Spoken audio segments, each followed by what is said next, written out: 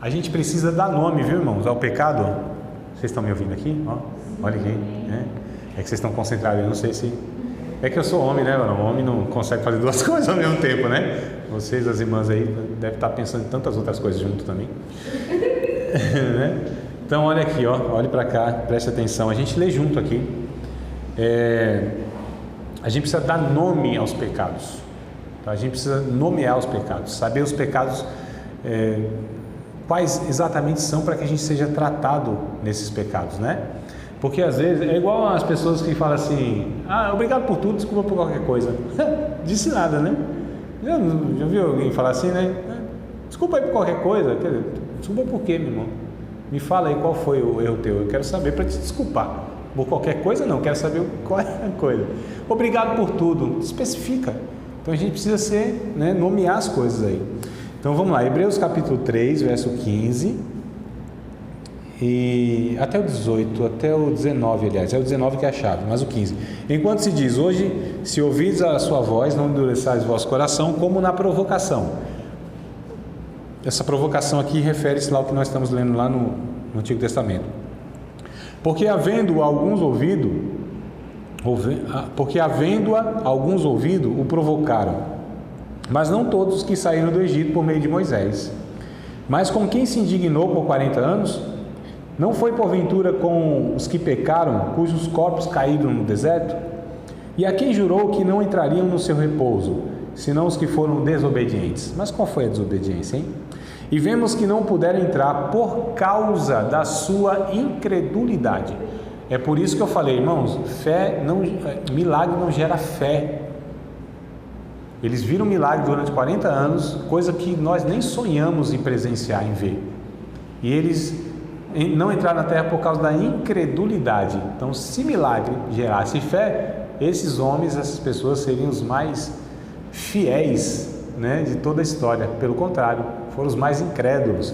Então, se a gente não confia no caráter de Deus e na palavra de Deus, a gente vai morrer pedindo sinal de Deus e a gente nunca vai acreditar em quem Deus é. Essa infantilidade, né? Ah, Deus acha que não me ama porque não está acontecendo isso. Ô Senhor, me dá um sinal. Conversa de sinal, irmão. A gente tem Jesus, a gente tem a palavra, a gente tem a salvação. Precisa de mais o quê? Pelo amor de Cristo. E eu não estou nervoso, estou de boa. Quarta preparação é o coração do povo, né? Aliás, desculpa, eu esqueci de falar algo que eu acho importante. No capítulo 3 que a gente estava falando, que eles se circuncidaram, que aquela geração, foi por isso que eu fui lá, né, lá para trás, para falar isso. A geração não tinha se circuncidado. Então aqui é um símbolo de aliança, né, a circuncisão. Então eles fizeram essa aliança, aquela geração fizeram aliança, porque independente da tradição, independente de que eles tinham as promessas por meio dos pais, independente se eles eram filhos de crente, independente se eram filhos de pastor, independente se pertenciam à igreja evangélica, independente se nunca foram para outra religião, eles teriam que ter esse relacionamento, essa confissão, essa aliança pessoal com Deus. Então é por isso que vamos se circuncidar. Aí celebraram a Páscoa, que a Páscoa, né, justamente o que aconteceu lá no Egito, a saída, ali começa, surge, é criada a Páscoa, né? Que é justamente esse memorial que Deus é quem nos libertou da terra do Egito, que simboliza a escravidão do pecado e tal e tal. Então a gente percebe que aqui houve, né, essa preparação do coração do povo, tá? E a gente vai falar aqui, a preparação do coração do povo, né? Os homens de Israel foram circuncidados e toda a comunidade celebrou a Páscoa. Esses atos expressavam com um compromisso com o Senhor. Então é isso aqui que a gente extrai para a nossa vida, tá? Capítulo 1, versos 5, 6 e 7 e 9 é o que eu vou comentar com vocês agora. Deus dá orientações claras, né, de encorajamento. Então olha só, o capítulo de número 5 é a confiança. Vamos voltar aqui. Capítulo número 5, não, desculpa, irmão, versículo de número 5, tá? Capítulo 1, versículo de número 5, as orientações que Deus deu. Primeiro, confiança, né? Ninguém susterá diante de ti todos os dias da tua vida, como fui com Moisés, assim serei contigo, não te deixarei nem te desampararei. Vocês sabem que nós temos essa promessa lá no Novo Testamento, né? Em Hebreus, né? O autor de Hebreus diz isso, né? Olha, Deus não nos deixará e não nos desamparará. Então a gente tem essa mesma promessa hoje para nós, porque às vezes nós temos uma sensação nas crises, nas dificuldades, que Deus nos desamparou. Não sei se vocês nunca passaram por uma situação dessa, uma sensação dessa, né? Em grande luta, dificuldade, a sensação é que, onde está Deus, né? Cadê Deus nessa situação? A gente ora, parece que a oração passa do teto, a gente busca Deus, parece que Deus está longe, a sensação, não é que Deus está, jamais está, porque a palavra é essa, Ele nunca nos deixa e nunca nos desampara, mas não tem essa sensação assim, nunca experimentaram? Se não, eu acho que um dia vocês vão experimentar isso. É uma profecia não, nenhuma maldição, mas não. Então, mas às vezes em crises agudas, grandes lutas da nossa vida, né? Muitas vezes a gente passa essa situação, parece que Deus assim não nos ouve, não faz nada. Senhor, você não vai fazer nada e tal, o Senhor se distanciou, mas a Bíblia diz não, Deus não nos deixa e nem nos desampara. Irmãos, Jesus sentiu isso, Jesus teve essa sensação, que Deus tinha o abandonado, lembra na cruz? Deus meu, por que me abandonaste? Então olha a humanidade de Jesus aparecendo aqui. Então até Jesus, pelo sofrimento que ele estava passando, ele teve essa sensação, né, como ser humano, de que Deus tinha desamparado, mas jamais Deus faz isso com nenhum dos seus, né? Então, se os pentecostais tivessem vindo, ia falar glória a Deus depois dessa última frase aqui. Vamos lá. Então, encorajamento, verso 6, olha só: esforça-te, tem bom ânimo, porque tu farás a este povo herdar a terra que jurei a seus pais e daria. Aqui o que eu extraio é o seguinte: Deus, Ele diz para nós, ser valente, pelejando contra o mal, ser valente. Alguém lembra desse negócio? Não? Né? Ser valente, seja corajoso. A gente precisa enfrentar, irmãos, as dificuldades da vida de peito aberto, né? Figuradamente falando. A gente precisa enfrentar com hombridade, com coragem, tá? Então, ser valente. Verso de número 7 e 8. Então somente esforça-te, tem bom ânimo, para teres o cuidado de fazer conforme tudo ou toda a lei que meu servo Moisés te ordenou. Dela não te desvie nem para a direita nem para a esquerda, para que prudentemente conduzas por onde quer que andares. Não se aparte da tua boca o livro dessa lei, antes medita nele dia e noite, para que tenhas cuidado, essa palavra aqui, ó, de fazer conforme tudo quanto nele está escrito, porque então farás prosperar o teu caminho, tão prudentemente te conduzirás. Então, ser atencioso.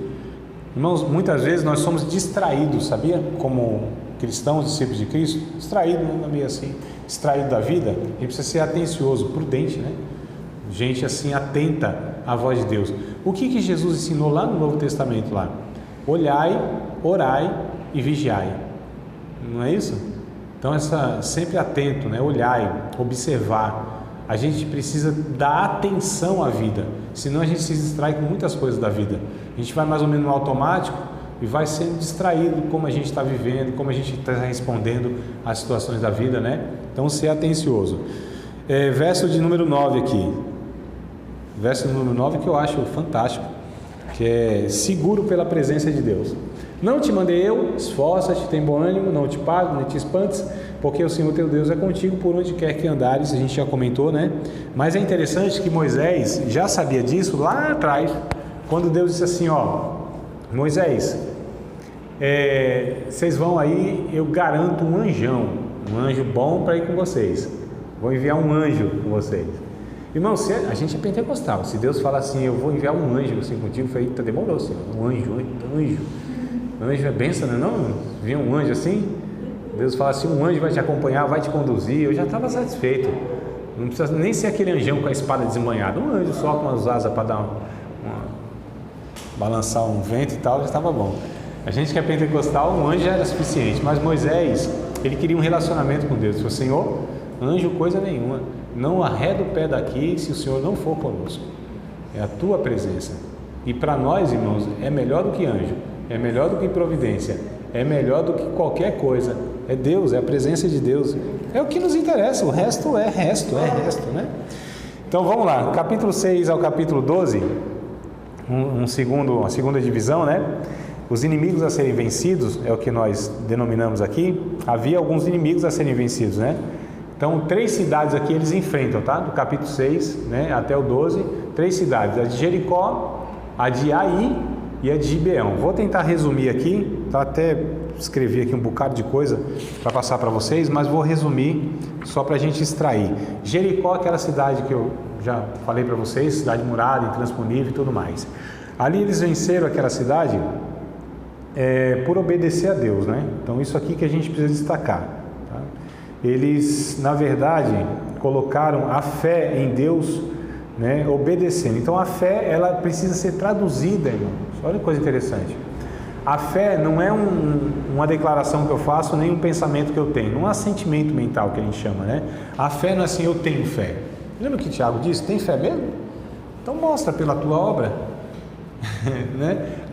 Como a gente vive, o que a gente faz, demonstra a fé que a gente tem.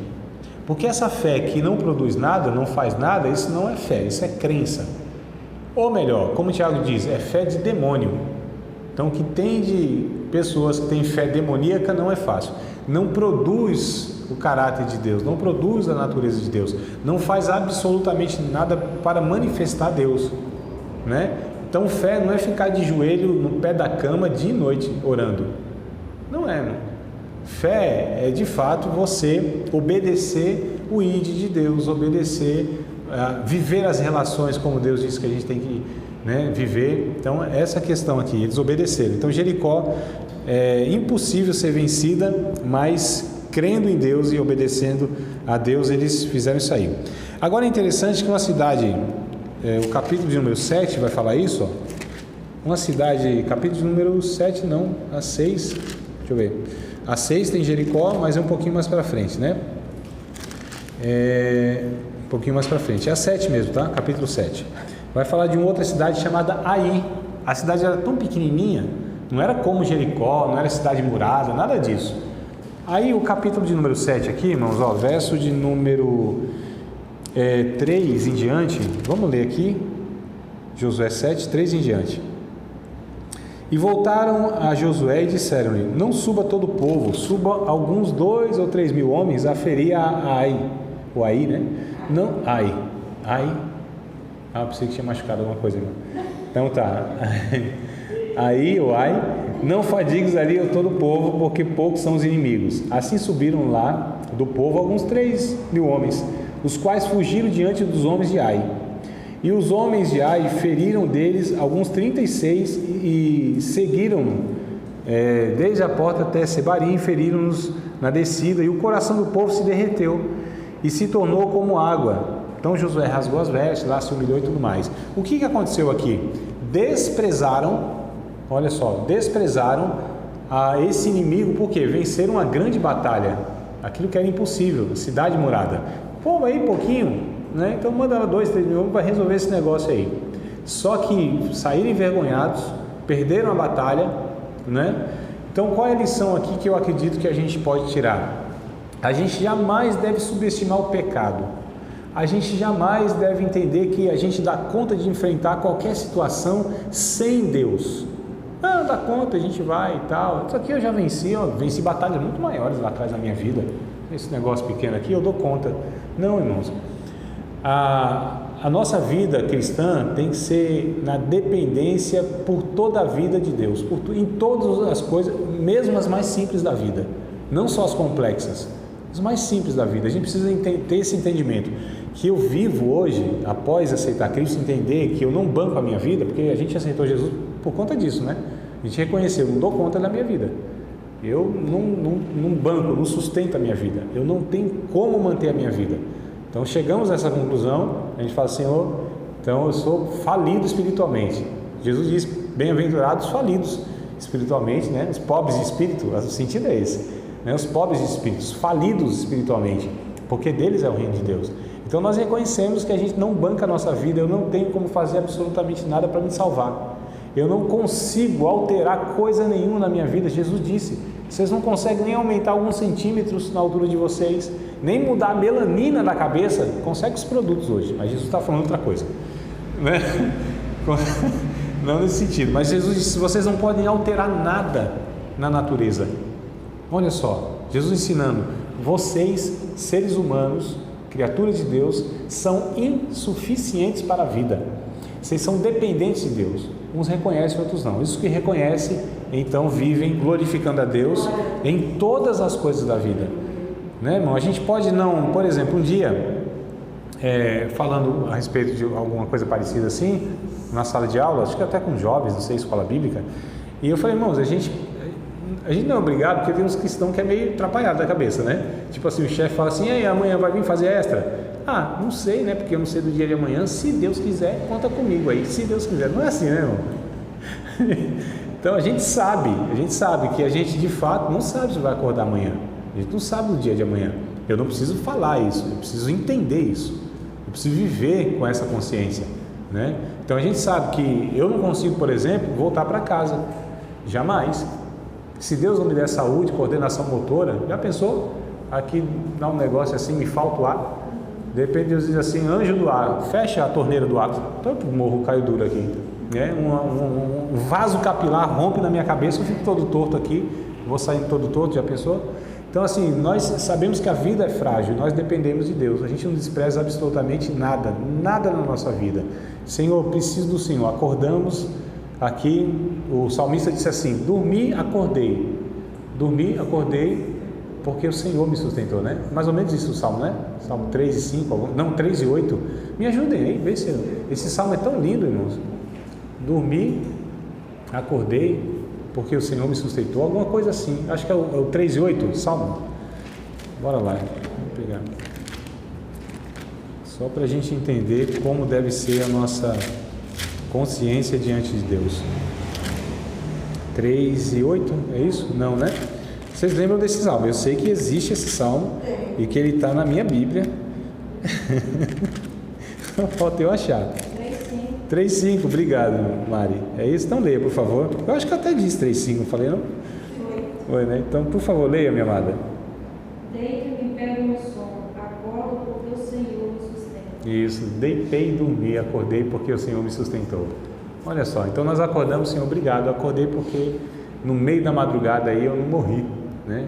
Acordei vivo, tem uns que acordam morto, nós acordamos vivos e agradecemos a Deus por isso. No final do dia, a gente, Senhor, obrigado pelo dia, o Senhor me livrou de tanta coisa, ainda que eu não tenha percebido, tenha visto. Obrigado pela saúde, Senhor, obrigado pelo alimento, obrigado. Então, esse ensinamento que Paulo lá no Novo Testamento diz assim, tudo dai graças, né? Agradeça por todas as coisas, reconheça que Deus é o doador da vida, o mantenedor da vida, a minha salvação, enfim. Mas vamos lá, e aí a outra, para encerrar aqui, tá? A outra cidade, Gibeão, né, que a gente vê aqui, capítulo de número 9, tá? Capítulo número 9. A notícia da vitória em Jericó assustou ainda mais os cananeus, né? Um grupo de gibeonitas fingiu viver fora de Canaã e enganou os israelitas, levando-os a fazer um acordo com eles. Quando o enganou foi descoberto, né? Josué insistiu em que o tratado fosse honrado, porque os israelitas haviam jurado em nome do Senhor. Eu acho muito interessante esse capítulo 9 aqui. O que aconteceu foi o seguinte, irmãos. Então, eles iam conquistando cidade a cidade. Esses da cidade de Gibeão, eles fizeram o quê? Eles se adiantaram. Alguns pegaram lá umas roupas velhas, né? Rasgada, um pão lá, embolorado, e eles foram até o encontro dos israelitas e eles falaram, a gente vem de longa viagem e aconteceu assim, assado e tal. Ou seja, eles enganaram, o resumo é esse, enganaram. Então alguns líderes lá de Israel fizeram uma aliança com eles que não iam fazer nada contra eles, né? Só que o que diz o capítulo 9 aqui, eita, estou lá em Salmo, vamos lá para Josué. O capítulo 9 aqui vai dizer algo muito interessante, irmãos, que vale para a nossa reflexão, tá? Capítulo de número 9, versículos de número 14. Capítulo 9, verso 14. Então aqueles homens israelitas tomaram da sua provisão e não pediram conselho à boca do Senhor. Esse é o texto-chave aqui, tá? Do capítulo 9. Ou seja, esses homens não consultaram a Deus e fizeram uma aliança com esse povo. Deus tinha dito para destruir esse povo. Eles fizeram uma aliança. E Josué disse o quê? Vocês juraram em nome de Deus. Vocês vão ter que honrar isso aqui, ainda que seja para prejuízo de vocês. Olha que coisa interessante. O tempo que a palavra valia, né? Né? O tempo que a palavra empenhada, né, era um negócio sério. Que hoje, infelizmente, não se confia muitas vezes. O cara em contrato, reconhecido em cartório, não cumpre. na sua parte. Imagina a palavra. No tempo que os crentes tinham a credibilidade de falar, não, isso aqui, sou discípulo de Cristo. Rapaz, já houve um tempo que os discípulos de Cristo, tá? Não sei se vocês acreditam nisso, mas já houve um tempo na nossa nação, né, que quem era de igreja, quem falava que era crente, as pessoas confiavam, porque eles carregavam uma credibilidade absurda. Hoje, irmãos, infelizmente parece que esse negócio assim virou ao contrário. Hoje, se você fala que é crente, aí tem que ter ainda algo mais, né? Porque o testemunho está tão distorcido, complicado. Enfim, mas o que eu quero chamar a atenção é isso aqui, ó. Não consultaram a Deus, não oraram a Deus, não pediram conselho a Deus e fizeram lá, foram enganados, facilmente enganados, tá? Então aqui, ó, depois do capítulo 10 ao 12, vai mostrar de outras vitórias, outras cidades que eles conquistaram, né? Mas 3 lições aqui dessa cidade, dessas 3 cidades aqui que eu peguei, ó. Jericó, obediência traz vitória. Simples assim, né? Ai, desobediência traz derrota, eles desobedeceram. Em Ai, eu nem detalhei para vocês, mas o que aconteceu em Ai, além de desprezar? O Acã, o tal do Acã lá, o famoso Acã, pegou uma capinha e algumas moedas de ouro lá. E Deus tinha dado ordem para que tudo fosse destruído, mas ele pegou daquilo que deveria ser amaldiçoado. Então olha que coisa, o pecado enrustido, o pecado coberto, né, que prejudicou toda uma nação. Fala, André, mas que negócio doido é esse? Uma família prejudicou toda uma nação? Exatamente. Olha só que coisa horrível, né? A gente pensa que o nosso pecado não afeta os que estão em redor, né? Que a gente não tem nada a ver com esse negócio. Se eu fiz, eu pago. Não. A gente, inclusive, como igreja, o que está prejudicando esse país aqui não está escrito. Aliás, está escrito de outras formas. Né? Quando a gente serve a Deus, quando a gente peca, a gente erra, dá mau testemunho, etc e tal, quanto a gente prejudica os nossos parentes, amigos, gente que nós deveríamos abençoar. Então a gente precisa ter muito cuidado nisso. Gibeão, qual é a lição aqui? Havendo dúvidas sobre a vontade de Deus, deve-se pedir orientação. É simples, né? Então percebam como a Bíblia ela nos ensina coisas simples, mas a gente insiste muitas vezes em não acreditar, né, em Deus. Quando a gente não vive, não obedece a palavra de Deus, a gente está falando, não acredito no Senhor. Olha só, toda vez que a gente peca, a gente está falando, não acredito em Deus. Toda vez que a gente faz algo que Deus disse, ou não faz algo que Deus disse para a gente fazer, a gente está falando, não acredito no Senhor. O Senhor está falando isso, mas não acredito, eu acredito em mim, eu vou fazer da minha maneira aqui. Percebe como o negócio é meio complicadinho, né? Você acabou de participar de mais uma aula de um dos nossos cursos do Seminário de Teologia, Vida Cristã, Palavra da Vida. Espero que tenha te abençoado, não só alargado o seu conhecimento teológico, mas que tenha também atingido o teu coração para que você possa a cada dia mais reproduzir a vida de Deus nas suas relações cotidianas. Se você ainda não é aluno oficial de um dos nossos cursos, se inscreva aqui no contato que vai aparecer do WhatsApp. Também nos siga nas redes sociais, se inscreva no nosso canal, compartilhe à vontade e Deus te abençoe.